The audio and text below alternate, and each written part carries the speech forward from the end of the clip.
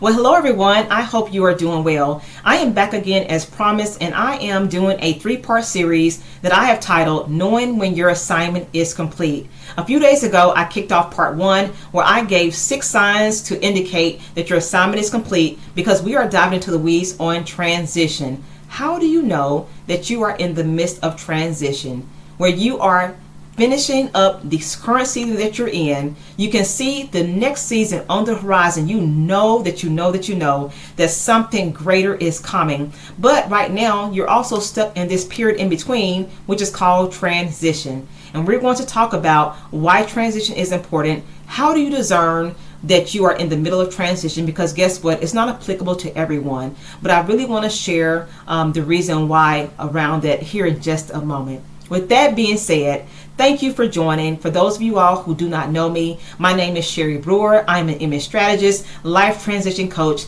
and I'm the founder of Refining Images. And my goal is to help individuals to elevate their image so they can access kingdom opportunities and ultimately have the byproduct of having an elevation in their income, influence, and have a better quality of life.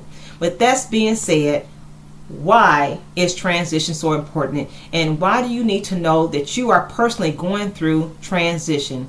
Well, you don't have to look very far, because turn on the news, turn on social media, and you can see that there's so much that's going on in the lives of individuals who I call falling from grace. We have individuals that we are bearing witness that they are losing their life legacy. People that we have admired, maybe looked up to, maybe have looked upon as a leader, as a spiritual counselor, a pastor, whatever the title may be, business associate, CEO. I mean, it just doesn't stop. And so we're just seeing where many individuals are losing their legacy overnight. And I believe it is because they have things that was going on the inside of them that went unaddressed forever. And actually, that part is going to be what we talk about on this upcoming Sunday, is what are some ways that you can be hindering your own transition? How do you delay or flat out miss this next season? And I think sometimes it's a blessing that you do miss it, because you can outwork in your own strength.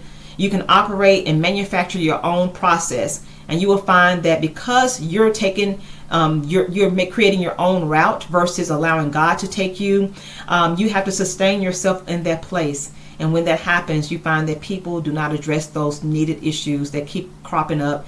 And at a particular time, you see that they are going to fall. So let's dive into it. Let's get into the next 6 signs that I have. It is 12 total, and this is not an all-inclusive list that indicate that you're going through transition, but I am finding that when I'm talking to people who are out there, these things keep coming up over and over again. With people that do not know each other, they are naming these are things that they're experiencing and feeling, because they feel like that something greater is just on the horizon, and just that some people just cannot put their finger on it. But I'm just finding it's just exciting to hear about these things as people call them out. And I know, I'm like, yeah, you're getting ready for something that's greater. So let's get into it. Next 6 things to complete 12, or 6 signs that let us know that our assignment is complete. And again, this process that we're going through is called transition. So I ended with number 6 on Sunday. And so now we're going to dive into number 7. And that is one of the things that is a hot topic right now. And that is our mental health. Ask yourself, or just do an assessment, if your mental health is being challenged now. The hope is that your mental health was just fine before, because that means that you were still called to be in an assignment. But what is sad is that some people are dealing with mental health challenges, and they recognize that they have been feeling like that a while, and their job or their relationship is the source of their mental health challenge, but yet they still choose to stay in the midst of that toxicity. Okay? If you are personally struggling with a new level of mental health challenges, you are feeling anxious, or worried, or you may feel like in this place there is a famine. You're being threatened that the budget cuts are doing something, or we may not have resources, or you may lose your job, and there's just all this stuff that's coming in at you that was never a factor before. You're feeling like that you need to go and seek a counselor. You're feeling like that, you're just not sleeping at night. All these things are impacting your mental health. And I'm telling you that when you start to see a shift to where beforehand all was well, and all of a sudden now you're finding yourself, just really dealing and struggling. Maybe you've been in a place and it's causing you to feel depressed, or maybe a buildup over time of dealing with the toxicity in a place. It has caused you to doubt, knowing that you're competent, feeling like that you're valued, and these things are really trying to weigh heavily on you. When you get to a place where you're challenged on this level, it is time to assess whether or not it is time for you to go. I believe wholeheartedly that when you are dealing with a long-term chronic issue of mental health challenges that are impacting you every day. I mean, you could be at work and you're taking this stuff home. You could be in a relationship and it's impacting your work. Whatever it is, whether it be relationship or career, somewhere you're volunteering, a church, whatever that looks like, if your mental health is being challenged, then that is a key indication that assignment is complete and you need to move on. And this really ties into our number 8, which is there is a lack of peace. Let me just underscore and say that our peace is a major barometer. It is a gauge to let us know that we are in the right place. Now, I'm not talking about people who are living outside the will of God, because you can get to a place where you don't have a conviction about the things that you're doing that are not right. But when you are walking in tandem with your relationship with God, you're going to have a certain level of peace that accompanies you in what you are doing.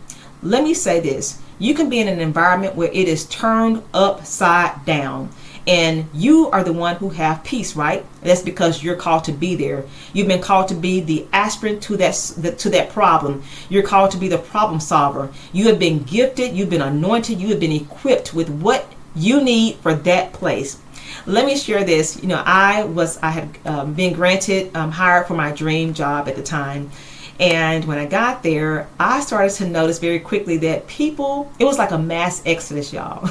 People were literally leaving out the door every week, 1 or 2 at a time with their little boxes. And I mean, voluntarily leaving and going to another place.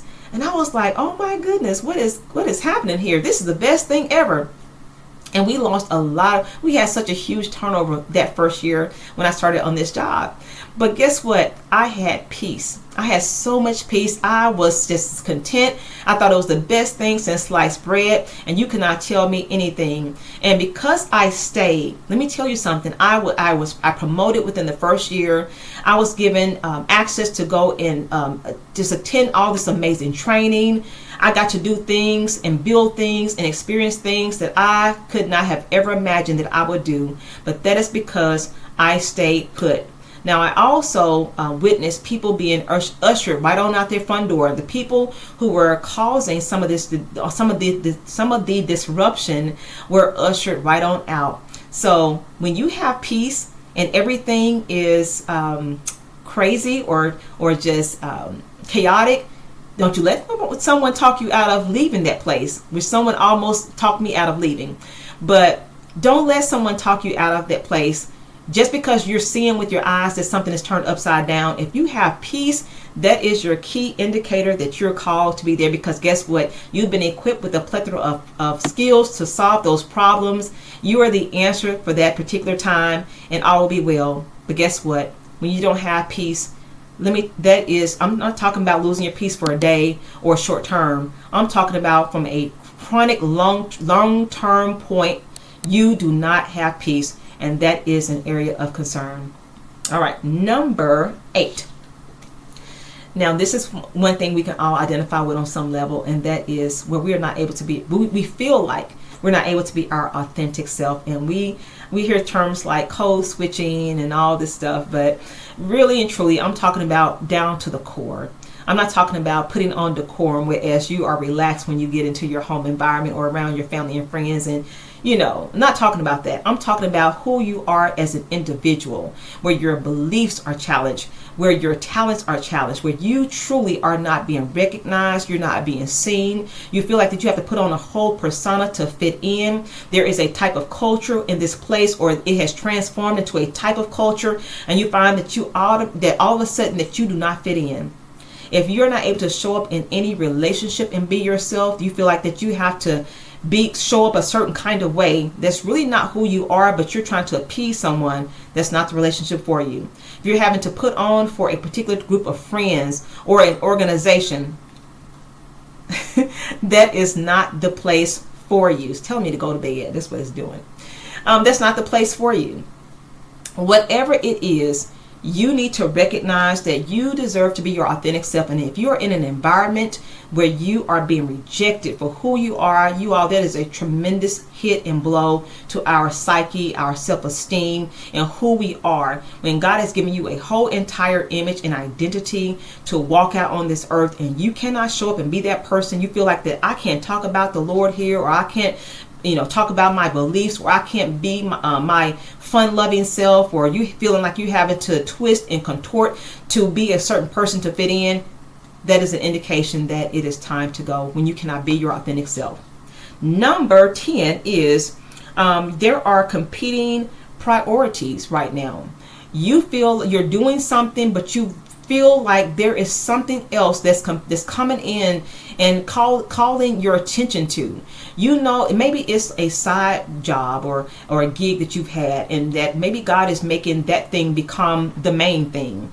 Maybe it's where you're thinking about a project, or there's something you're called to build, or something, a place you're called to be at. Whatever it is, your mind keeps lingering over into this place. You're distracted because you keep thinking about this thing. When you go to bed at night, maybe you're thinking about it. When you wake up in the morning, maybe you're thinking about it. But whatever it is, something will be competing for your attention. Something is trying to break through to you to let you know, hey, pay attention, because this is something that you are becoming, something that you will have to pay attention to in this next place. I remember when I was wanted to go to graduate school, and I had gotten approved or accepted, into a prestigious graduate school. Super excited, you all. Just excited as I wanted to be. When I got there, number one, I recognized as the excitement died down that I lacked passion, and I was going through the motion. But another thing I noticed, because God did not call me to be in graduate school, and I called myself to be in graduate school, I noticed that He would just start to download messages, or I would start getting ideas, like these strong ideas, so much to the point where I would have to stop my studying, and I would actually go and write down what those things were. I'm just like, okay. So it wasn't like the work or my schoolwork was a priority. It was like something is going to break through and compete for your attention when you are called to something else. Okay, so that was our number 10. Now, number 11 and 12 are going to be more serious indicators, and I want you to really lean in to this, and that is that you are in a place where you feel like that you're being prepared for something more, because guess what? The place that you are, resources are being dried up. There is no more provision for you. You will start hearing things like, we just don't have it, or it's just not in the budget, or we just don't have this anymore. You will look around and just say, wait a minute, where did all the resources go? Wherever you're called to be, wherever you're truly called to be, you're going to have resources. You're not going to be in lack. When you are in a place where there is a famine, you all, that is a clear indicator that you're called to pack up and go to the next location. You're not required to live in a famine, because if you was required to live in a famine place, then because of who you are and what's on the inside of you, you will cause that place to prosper. Because you're there, that place will start to prosper and increase and become rich because you are there. There are too many examples in the Bible where people were called to sow in a land of famine, where when they were obedient, then they saw the fruit of that, or it was time for them to pack up and go. But typically, When there's a famine going on, the resources have dried up, there's no more provision for you to grow or to become or for you to thrive in that relationship or whatever it is, that is a clean, just clear indicator that it is time to go. Okay? Now, the last one, which is our number 12, is going to be that you are going to be challenged to grow. And we're going to spend the most time on this tonight.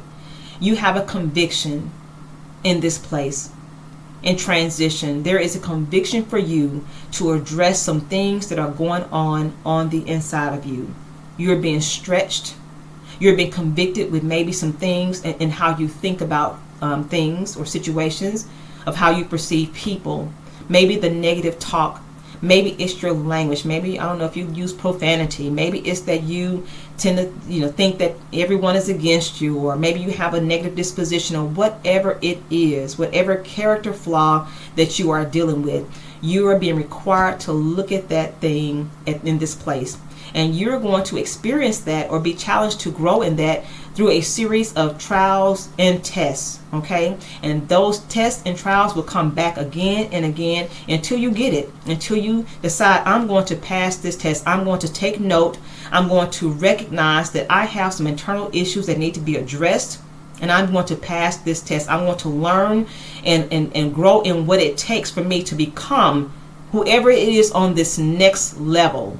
Because where you are right now, that person needs to grow. That person needs to elevate. Your capacity to deal with people most likely is going to increase. Your capacity to love people is going to increase. Your capacity to have more patience is going to increase. You are going to be tested and challenged to grow on in your inner man, and that is going to hurt the worst. Okay? This is where you need to consider, should I partner up with a coach? Here I am, life coach. Or should I partner up with someone who deals with physical fitness or my health? Maybe you're called to step it up a notch in your health. Maybe you've been feeling bad in your body because you're not healthy, and where you're going will require you to have a lot of physical will cause you to physically exert yourself on a level. Because what if you're called to be a great speaker and your assignment is to go around the country? You got to have the capacity to be able to manage all that, to get on flights and to be ready to get up the next morning and go speak and go to the next location. Whatever it is, you have got to do what you need to do. And we know most oftentimes what that is. Again, whether it's your health, your eating, physical fitness, whether you need to grow in emotional intelligence, your attitude, maybe your integrity is not that great right now. Maybe your faithfulness is not that great. Whatever it is, dive into it. I would say, really minimize the distractions. It's time to really just cut off a lot of things and dig into who you are. This level also challenges you with conviction to look at the people you're connected to. You're having to trim the fat with this sign. You're feeling so very deeply that not everyone can go. You can feel the door closing on certain relationships, and you don't want to let it go. Maybe you have some soul ties with your organization that you're working for. Maybe there are some friends in this job that you're working that you don't want to let go, in the culture. Whatever it is, you have a soulish tie, and it is so hard. Even though you know that the door is closing, you know that it's toxic, you know that you've outgrown that area, you are choosing or you're struggling to stay. But I want to encourage you and implore that you don't stay. There are many people who have gone through this process where they had indicators that more was on the horizon for them. But because you have free will, you can choose to very well stay where you are. And some people, because the pay is great and everything else is wrong, and they're not using any of their talent or a very minimal level of their talent and their ability and skill set, but because they're being paid well, they're choosing to stay. Maybe they can get to work from home, and that's the only benefit, but that's become an idol to them. That's become something that's so important to them, to be able to have that the ability to work from home. We have to give that up. We have to give that up. We have to be willing to let go of that selfishness and the things that we are clinging to because we want them, and be willing to surrender everything for what is next. I don't know what you're called to. I don't know the magnitude of where you're being called to, but I want to see you all soar and do well and not be hindered by the biggest enemy that we have, which is the enemy that's within. We are our own worst enemy. It's not other people. It's not the enemy. It is ourselves. And I will leave you with this. When we fail to deal with the things that are within us, and the Bible refers to them as tares, these are things that are there to destroy the good that's on the inside of us, destroy the opportunities. When we fail to deal with those inner issues, those discrepancies that exist on this level, trust me, they're going to crop up at a particular time. They have a time that they're going to make their debut. And you're going to see that thing crop up and sabotage everything that you work for because you failed to deal with it. And again, we're going to dive into this on Sunday. What are the things that we do that hinder our next? Because we have a big part of that. But if any of these 12 signs resonated with you, then I think that you can surmise that you are likely going through a major life pivot. And so just know that there are things for you to recognize that you need to grow in, things that you need to do away with. Pay attention to those convictions and know that there is so much more, that if you would lose your life, you will lose the things that you're clinging to, that really all that you're doing is setting yourself up for gain. Thank you for tuning in. I hope that this has helped you in some capacity to know that your assignment is complete and that you have been just probably going through transition, and there's so much more waiting on you on the other side.